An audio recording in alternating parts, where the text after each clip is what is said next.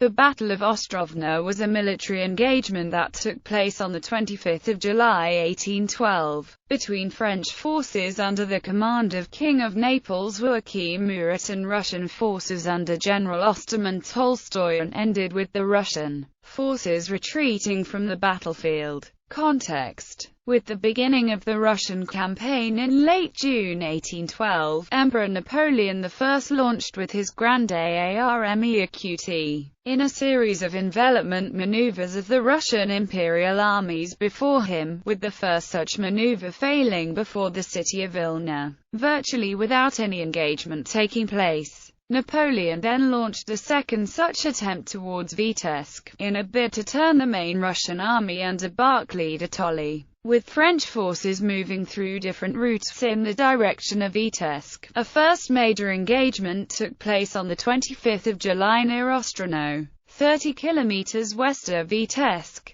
when General Etienne de Nanceauty's 1st Cavalry Reserve Corps encountered the forces of Russian General Alexander Ivanovich Osterman Tolstoy. Battle. Early on, in the morning of 25 July, General Nanceauty set two of his divisions in motion, from the village of Budalovo and towards Ostrovno, in accordance with the orders he had received from the Emperor. Meanwhile, Murat, commanding the French forces in this sector, departed from the village of Beshankovichi with 2 battalions of the 8th Light Infantry Regiment, and headed towards Nanceauty's position. Following Murat was the entire 4th Army Corps of Viceroy Eugene de Beauharnais, spearheaded by the division of General Delzens, which was followed at some distance by that of General Broussier. With Murat not yet on the field of battle, Nanceauty's men encountered the vanguard of the Russian 4th Corps, namely the 11th Division under General Choglokov, the 23rd Division of General Bakhmatov, some cavalry and an artillery support of 66 pieces. Nanceauty had under his command the Light Cavalry Division of Briez and the Heavy Cavalry Division of Saint-Germain, in a bid to pin down the enemy, and despite the disproportion in forces,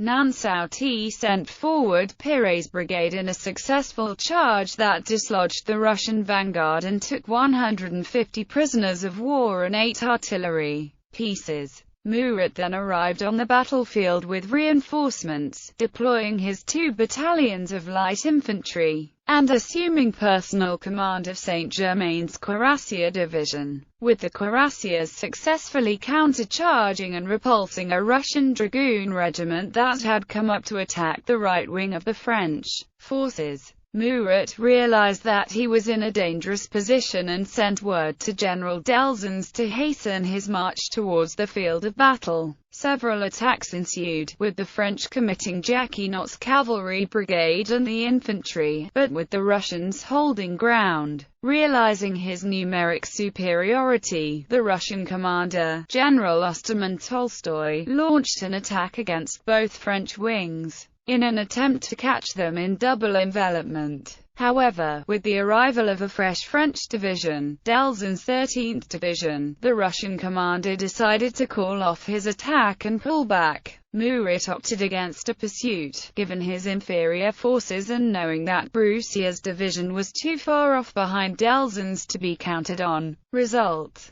the Russians opted to withdraw from the field of battle. Despite Murat's bombastic report, claiming that the enemy lost 4,000–5,000 men dead or wounded and 700 to 800 prisoners, the Russian 4th Corps probably lost 2,500 men dead and wounded, plus 150 prisoners and 8 cannon. French total losses are unknown, but the 2nd Cuirassiers Regiment registered high losses, after enduring 6 hours of artillery fire. Additionally, during this engagement, which Napoleon labeled as a vanguard action, French General Roussel was killed by a French sentry, who took him for a Russian soldier.